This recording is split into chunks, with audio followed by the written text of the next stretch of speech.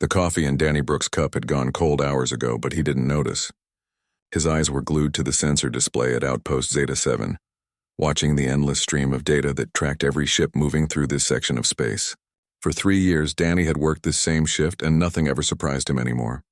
Every ship that passed through their sensors was immediately identified by the Empire's massive computer system. Every single one. Until today, the warning tone that echoed through the control room was soft but urgent. Danny's fingers flew across his console, bringing up the readings that had triggered the alert. A ship was approaching from deep space, moving at a steady pace toward the Kepler 442 system. That part was normal. What wasn't normal was the message flashing in red letters across his screen. No match found. Danny stared at the words for a full minute before calling his supervisor. "Hey, Lisa, can you come look at this? I think we have a sensor problem." Lieutenant Commander Lisa Ford walked over to Danny's station, her boots clicking on the metal floor of the control room. She was a sharp woman in her 30s with the kind of no-nonsense attitude that came from years of military service. Lisa had seen every type of sensor glitch and computer error imaginable, and she could usually fix them in minutes. But when she looked at Danny's screen, her confident expression changed to confusion. "Run the scan again," she ordered. Danny's fingers danced over the controls. The sensor swept the approaching ship once more, gathering data about its size, speed, and energy output. The computer processed the information, comparing it against the vast database that contained records of every known vessel in the galaxy. After a few seconds, the same red message appeared. No match found. Lisa felt a cold knot form in her stomach. In the 300 years since the Galactic Empire had begun keeping records, every ship had been catalogued. Every design, every model, every modification was stored in their computers. The system was so complete that it could identify a ship's builder, age, and home planet within seconds. "Try the emergency protocols," Lisa said, her voice tight with worry. Danny activated the deep scan systems, which used more powerful sensors to gather detailed information about the mysterious vessel. The results came back just as puzzling. The ship was about the size of a heavy cruiser, roughly 300 meters long. Its hull was made of materials that seemed familiar, but didn't match any known composition exactly. The energy coming from its engines was unlike anything in their database. Commander Alexis Kane heard the commotion from her office and came to investigate. Alexis was a veteran officer who had spent 15 years working for the Empire. She had seen alien attacks, pirate raids, and civil wars, but nothing had ever rattled her quite like the sight of that red error message. "How is this possible?" Alexis asked, staring at the display. "It shouldn't be," Lisa replied. "Our database includes everything. Ancient human ships, alien vessels from a dozen different species, experimental military prototypes, even theoretical designs that were never built. If this computer says there's no match, then we're looking at something that has never existed before." Alexis picked up the communication device that connected her directly to the base commander. "Captain Clark, we need you in the control room immediately. We have a situation." Captain Ryan Clark arrived within minutes, still adjusting his uniform jacket. He was a tall man with graying hair and the kind of steady presence that came from commanding frontier outposts for over a decade. Ryan had dealt with smugglers, rebels, and hostile aliens. But the look of worry on his officers' faces told him this was something different. After Lisa explained the situation, Ryan studied the sensor readings himself. The ship was still hours away from the Kepler 442 system, but its course was unmistakable. It was heading directly for the inhabited planets where over 2 billion Empire citizens lived their daily lives. "Have you tried to contact them?" Ryan asked. "Multiple times," Danny replied. "No response to any communication attempts. They're not answering radio calls, quantum messages, or even basic mathematical signals. It's like they can't hear us or they're choosing not to respond." Ryan felt the weight of command settling on his shoulders. In his years of service, he had never faced a decision quite like this one. The ship approaching their system was a complete unknown. It might be peaceful, it might be hostile, or it might be something entirely beyond their understanding. "Raise the alert level to yellow," Ryan ordered. "Contact the 7th Frontier Fleet and request immediate assistance. Send all our sensor data to Imperial Command on Earth, and keep trying to establish communication with that ship." As his officers hurried to carry out his orders, Ryan stared at the mysterious vessel on the main display. The ship moved with purpose, maintaining a steady course and speed that suggested its crew knew exactly where they were going. But who were they? Where had they come from? And why didn't the Empire's vast intelligence network have any record of their existence? The hours passed slowly as more ships from the Imperial fleet began arriving in the system. Each new arrival brought additional sensors and weapons, but none of them could provide answers about the unknown vessel. Every scan produced the same impossible result. No match found. Admiral Jonathan Hayes, commanding the 7th Frontier Fleet, arrived aboard his flagship just as the mysterious ship entered the outer edge of the Kepler 442 system. The Admiral was a seasoned officer who had fought in dozens of battles across the galaxy, but even he seemed shaken by the situation. In 30 years of service, the Admiral told Captain Clark during their emergency briefing, "I have never encountered anything like this. Our computers know every bolt and rivet of every ship that has ever been built in the known galaxy. The fact that this vessel doesn't appear in our records means one of two things. Either our entire intelligence system has been compromised, or we're dealing with technology that comes from outside our known universe."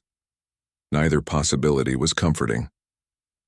As night fell over the command center at Outpost Zeta 7, the mysterious ship continued its approach. It would reach the inner planets within hours, and still no one knew what its crew wanted or where they had come from. The Empire's greatest strength had always been its knowledge and preparation, but now they faced the unknown, and fear was beginning to spread through their ranks like wildfire. The emergency session in the Imperial Council chambers had been going on for 6 hours straight. Emperor Marcus Cole sat at the head of the massive table, surrounded by his most trusted advisors, military commanders, and scientists.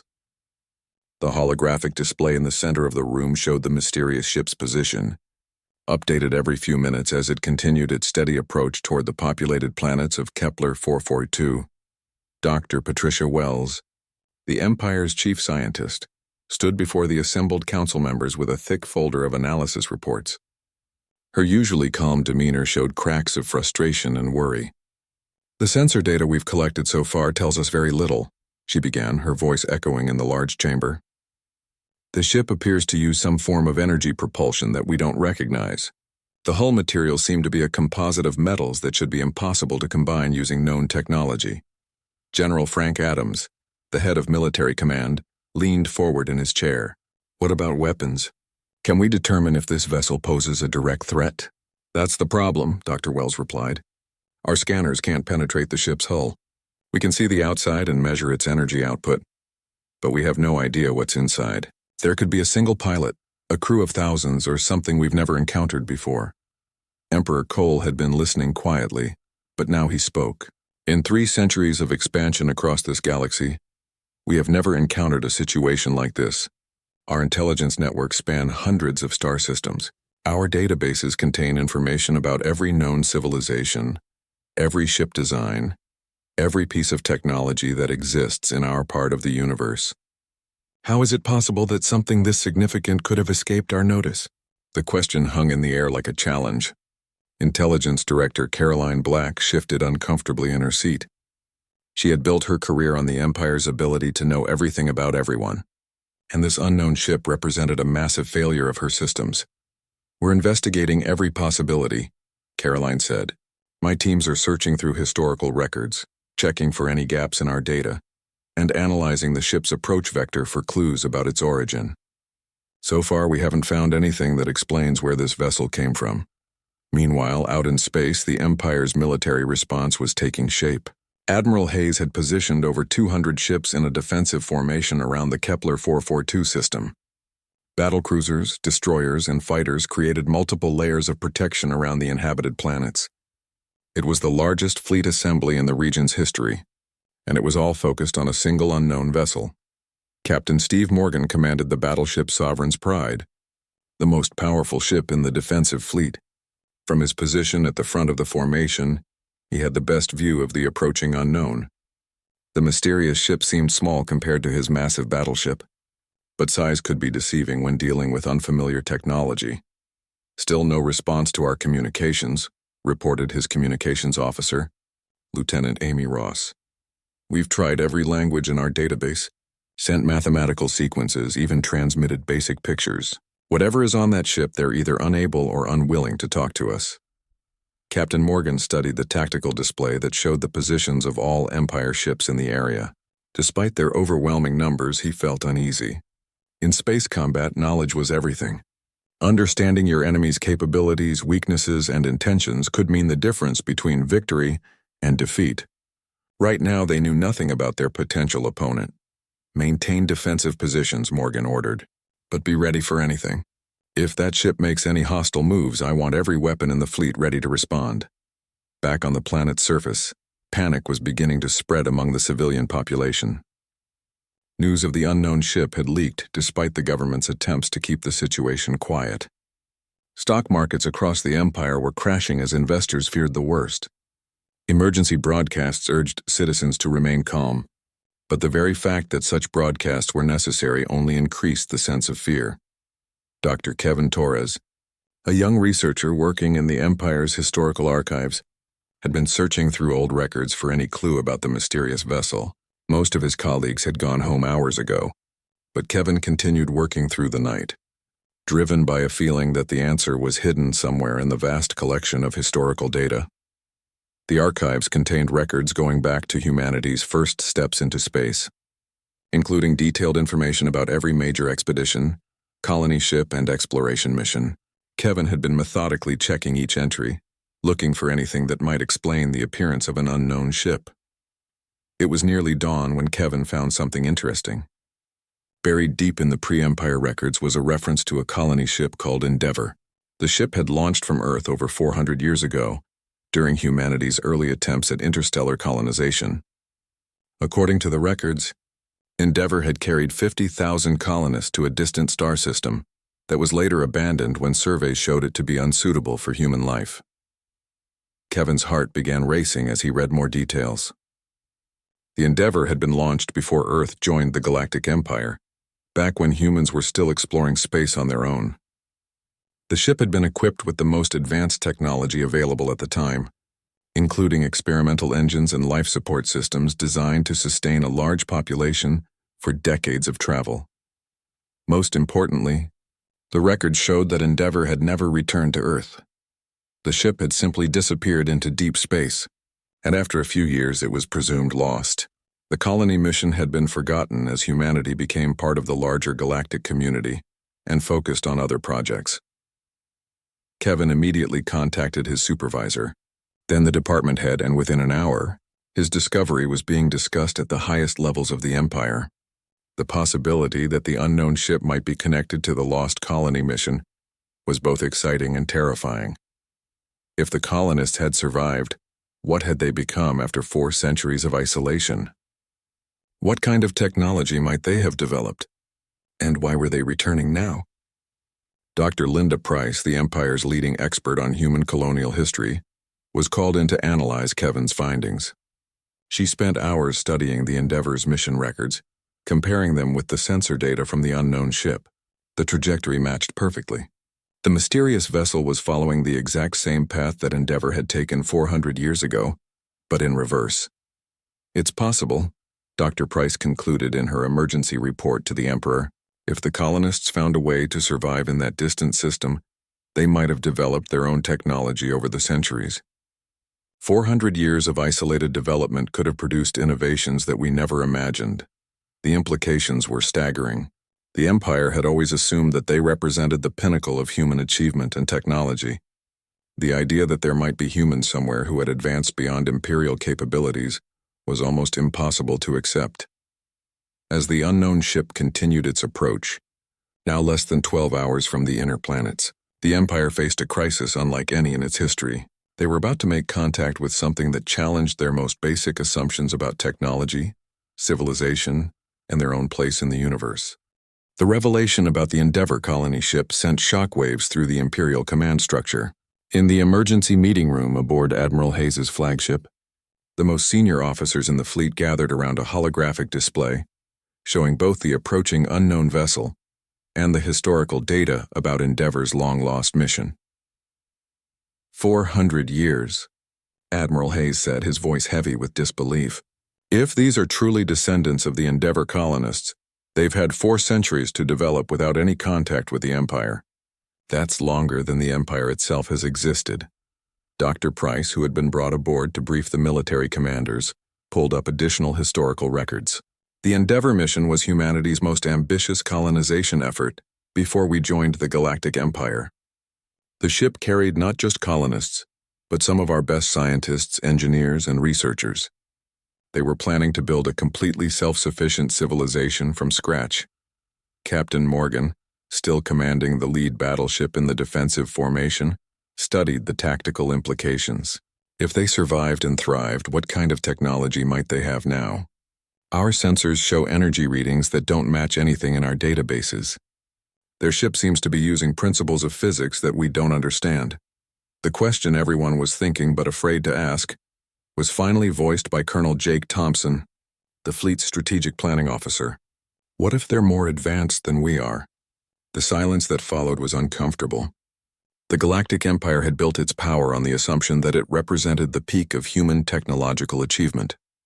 Every alien species they had encountered had been either equal to or less advanced than Imperial technology.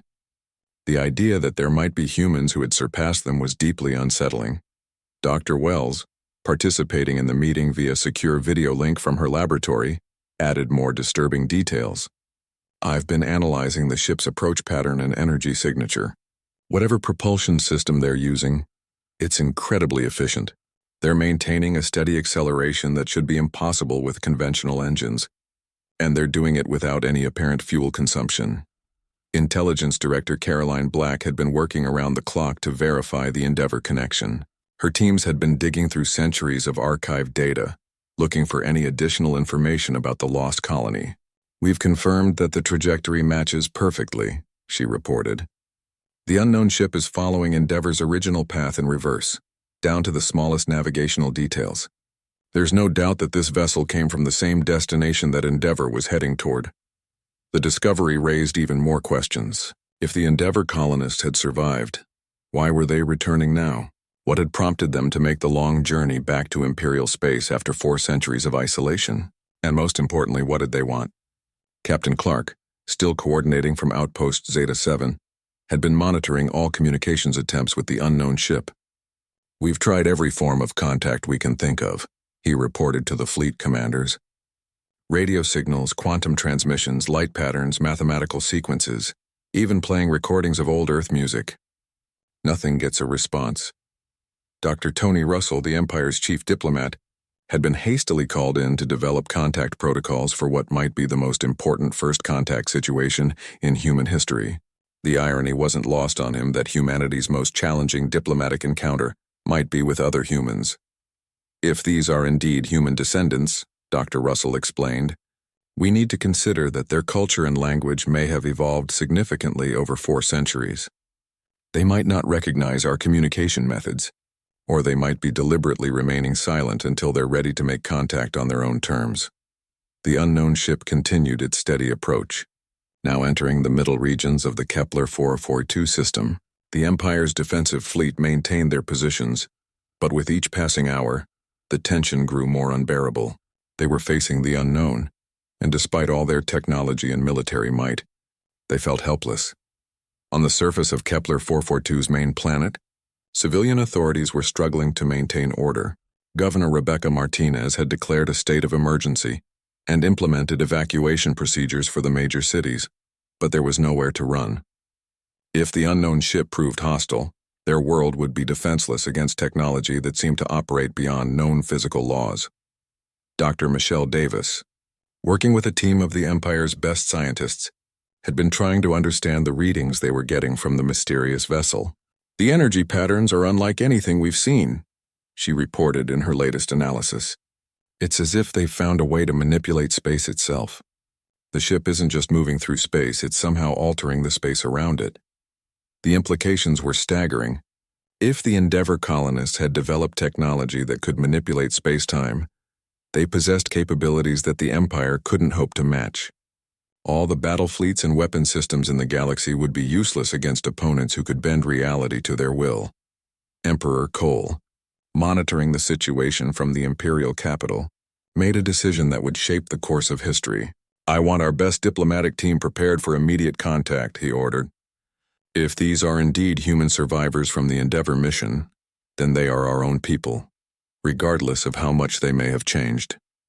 We will approach them as family returning home after a long journey. But even as the Emperor spoke words of welcome, his military commanders were preparing for the worst-case scenario. If the returning colonists proved hostile, the Empire would need every advantage they could muster. Emergency protocols were activated across hundreds of star systems, mobilizing the largest military force in human history. The unknown ship, seemingly oblivious to the massive military response it had triggered, continued its approach toward the inner planets. Its energy signature remained steady, its course unchanged and its intentions completely mysterious. The crew, whoever they were, seemed content to let the Empire panic while they proceeded at their own pace. As the ship entered the final approach phase toward Kepler 442's inhabited worlds, sensor operators across the fleet noticed something new. The vessel's energy output was changing, not decreasing as if it were slowing down but shifting to different frequencies and patterns. Whatever technology powered the ship was preparing for something new. The Empire's greatest test was about to begin. After centuries of expansion and conquest, they were about to face the one opponent they had never prepared for: themselves. The descendants of humanity's forgotten pioneers were coming home, and nothing would ever be the same again.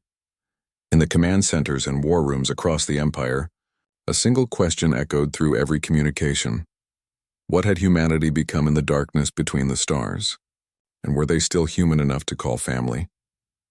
The moment of truth arrived as the unknown ship entered orbit around Kepler 442's main inhabited planet. For hours, it had maintained its silent approach despite increasingly desperate attempts at communication from the Empire's fleet. Now positioned directly above the world that housed 2 billion Imperial citizens, the mysterious vessel finally broke its silence. The first response came not as words, but as a demonstration. Every sensor system in the Imperial fleet suddenly registered the same impossible reading.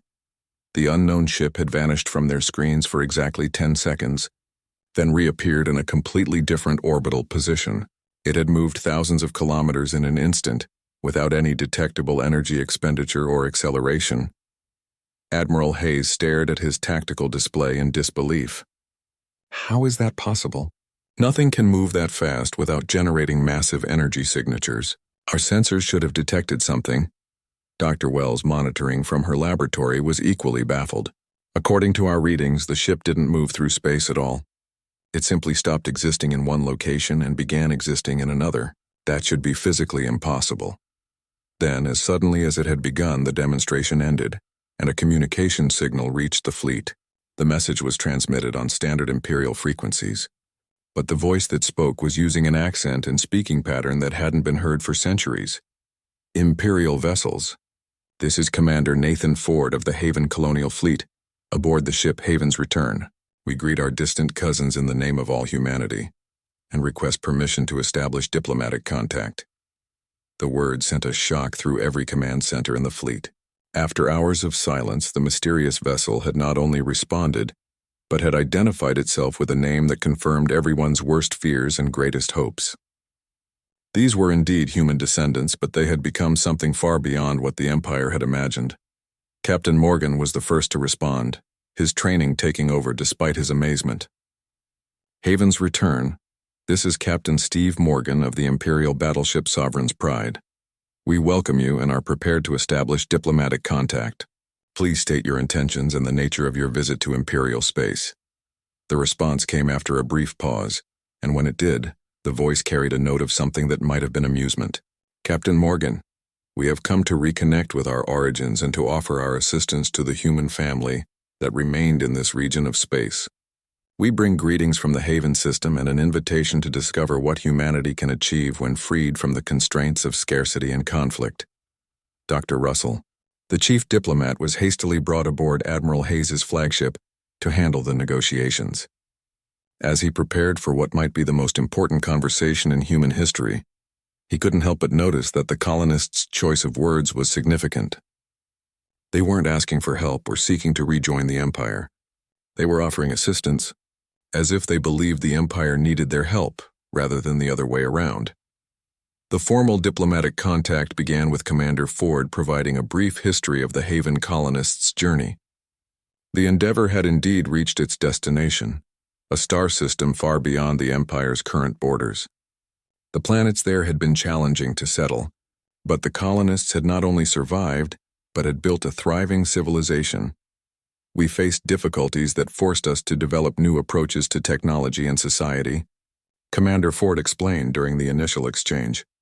Resource scarcity, environmental challenges, and the need for absolute self-sufficiency pushed us to find solutions that your empire never needed to discover. Dr. Price, listening to the conversation from the fleet headquarters, felt her understanding of history shifting. The Endeavour colonists had been forced to innovate in ways that the Empire, with its vast resources and established technologies, had never needed to consider. Isolation had become their greatest strength. As the conversation continued, more details emerged about Haven's achievements. The colonists had developed technology that seemed to manipulate the fundamental forces of physics. Their ships could move through what they called folded space, effectively teleporting from one location to another. Their energy systems drew power directly from the quantum field that underlied reality itself. Captain Sarah Miller, Commander Ford's second-in-command, provided a demonstration of their capabilities that left the Imperial fleet stunned.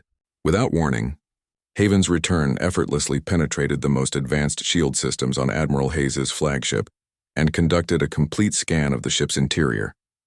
"Your defensive systems are impressive," Captain Miller commented casually, "but they operate on principles that we moved beyond about 2 centuries ago. We mean no disrespect, but from our perspective, your technology appears somewhat primitive." The words hit the Imperial commanders like a physical blow. The Empire's most advanced military systems had been casually bypassed by technology that treated their defenses as an interesting historical curiosity. The demonstration wasn't aggressive, but it made a point that no one could miss.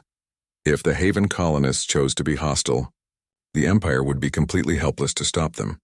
Dr. Wells, studying the sensor data from the penetration of their shields, was forced to revise everything she thought she knew about physics. "They're not just using advanced technology," she reported to the Emperor in an emergency communication. "They appear to have discovered entirely new principles of science that we don't even have theories for." Emperor Cole, receiving reports from the contact zone, made a decision that would define his legacy. Instead of viewing the Haven colonists as a threat to be contained, he chose to see them as an opportunity for advancement that humanity had never before possessed. "Invite them to send a delegation to Earth," the Emperor ordered. "If they truly are our distant cousins, then they deserve to be welcomed home. And if they have knowledge that can benefit all of humanity, then we have a responsibility to learn from them." Commander Ford's response to the invitation was immediate and positive. "We would be honored to visit the homeworld of our ancestors. We bring with us gifts of knowledge and friendship, and we hope to learn about the path that humanity has taken in this region of space." But even as diplomatic pleasantries were exchanged, the implications of first contact were sinking in throughout the Empire. Haven's colonists represented a human civilization that had evolved beyond Imperial capabilities in almost every measurable way. Their technology was superior, their understanding of physics was more advanced, and their society had apparently solved problems that the Empire was still struggling with. The psychological impact was enormous. For centuries, the Empire had defined itself as the pinnacle of human achievement. Every expansion, every conquest, every technological advance had reinforced the belief that Imperial civilization represented humanity's greatest accomplishments. Now, suddenly, they were forced to confront the reality that they might be the primitive cousins in this reunion. As Haven's return prepared to escort a diplomatic mission to Earth, sensor operators throughout the fleet noticed something that would haunt their dreams for weeks to come. The ship's energy signature was changing again, but this time the readings suggested that Haven's return was not alone. Somewhere in the vast emptiness of space, other ships were approaching, ships that used the same impossible technology and carried the same impossible implications. The Haven colonial fleet was returning home, and the Empire was about to discover just how much humanity could achieve when it reached for the stars with both hands unbound by the weight of convention and fear. 6 months after first contact with Haven's return, The galaxy had become a very different place. The arrival of the Haven colonial fleet had fundamentally changed everything the Empire thought it knew about technology, society, and the potential of human civilization.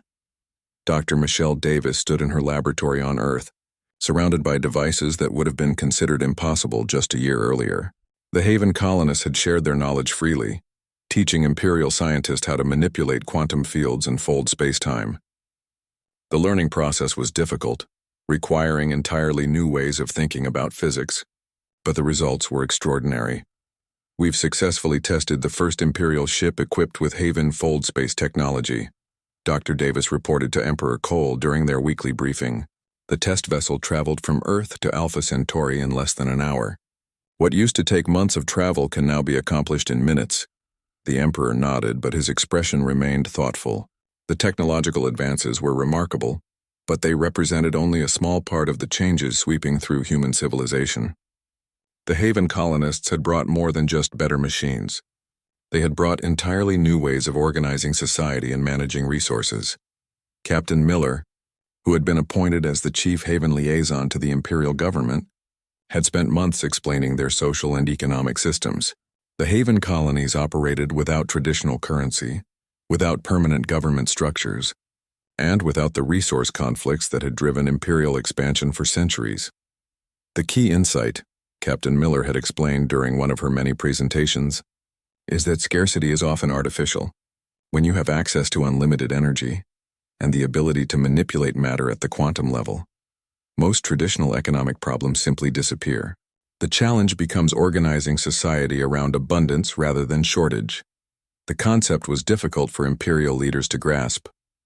Their entire civilization had been built on the assumption that resources were limited and had to be fought over, controlled, and carefully distributed. The idea that technology could eliminate scarcity altogether seemed almost magical, but the evidence was overwhelming.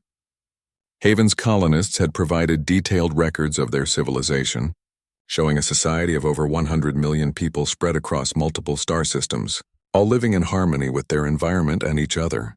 They had no armies because they had nothing to fight over. They had no central government because they had no need to control resource distribution. They had no poverty because they had learned to create abundance.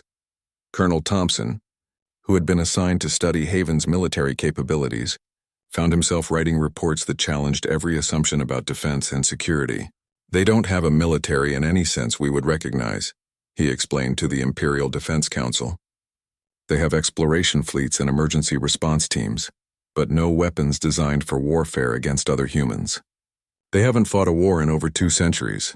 The implications were staggering. A civilization that had solved the problems of scarcity and conflict could focus entirely on growth, exploration, and advancement. While the Empire had spent centuries building weapons and fighting wars, the Haven colonists had been pushing the boundaries of science and technology.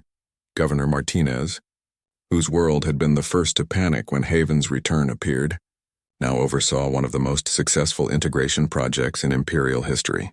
Her planet had become a testing ground for Haven's social and technological innovations, and the results exceeded everyone's expectations. Crime rates have dropped by 90%, she reported during a conference of planetary governors. Unemployment has been eliminated. Environmental damage from industrial processes has been reversed. And perhaps most importantly, our citizens report higher levels of satisfaction and happiness than we've ever recorded. The transformation wasn't limited to technology and economics. Haven's colonists had brought new approaches to education, healthcare, and personal development that were revolutionizing Imperial society. Children were learning to think in ways that would have been incomprehensible to previous generations, and adults were discovering capabilities they never knew they possessed. Dr. Russell, who had negotiated the initial diplomatic agreements, found himself managing what had become the largest peaceful transition in human history. The Empire wasn't being conquered or absorbed. It was being transformed from within, as its citizens embraced the possibilities that Haven's knowledge offered. The beauty of this situation, Dr. Russell reflected during a meeting with his diplomatic team, is that we're not losing our identity as Imperial citizens. We're discovering what Imperial citizens can become when they have access to the tools and knowledge that Haven developed. The process wasn't without challenges. Some Imperial leaders resisted the changes, fearing the loss of their power and influence in a society that no longer needed traditional hierarchies. Some citizens struggled to adapt to technologies that seemed to violate everything they thought they knew about the natural world. But the benefits were so obvious and immediate that resistance gradually faded. Commander Ford, who had become something of a celebrity throughout the Empire, often spoke about the importance of the reunion between the two branches of human civilization. "Neither of us could have achieved this alone," he explained during a broadcast that reached every corner of Imperial space. "The Empire developed the organizational skills and social structures needed to unite billions of people across hundreds of worlds. Haven developed the technology and social innovations needed to eliminate scarcity and conflict. Together we can become something greater than either civilization could achieve separately." The final symbol of the transformation came when Emperor Cole announced the launch of the first joint Imperial Haven exploration fleet. The massive expedition would venture beyond the known galaxy, seeking new worlds and new challenges that would test the limits of their combined capabilities. Admiral Hayes, who had once commanded a fleet preparing for war against the unknown vessel, now led a peaceful armada equipped with technology that made the Empire's former warships look like primitive toys. The ships could fold space to travel vast distances instantly, draw unlimited energy from quantum fields, and create anything their crews needed from basic matter manipulation. "We're not just exploring space anymore," Admiral Hayes explained to his officers as they prepared for departure. "We're exploring what humanity can become when it's truly free to reach for the stars." The launch ceremony took place simultaneously on Earth and in the Haven system, with billions of humans watching as their combined fleet departed for the unknown regions beyond the galactic rim. The ships that left that day carried not just crews and equipment, but the hopes and dreams of a species that had finally learned to see itself as one people with unlimited potential. Danny Brooks, the sensor operator who had first detected Haven's return, was aboard one of the exploration vessels as they made their first fold space jump into the cosmic unknown. As the stars shifted and reality bent around them, he couldn't help but smile at the irony. The ship that hadn't been in any records had led to the creation of records that would document humanity's greatest adventure. The Empire had panicked when faced with the unknown, but in the end, the unknown had brought them the greatest gift in their history: the knowledge that they could become more than they had ever imagined possible. The future stretched out before them, vast and full of possibilities, and for the first time in centuries, humanity was truly united in its reach for the stars.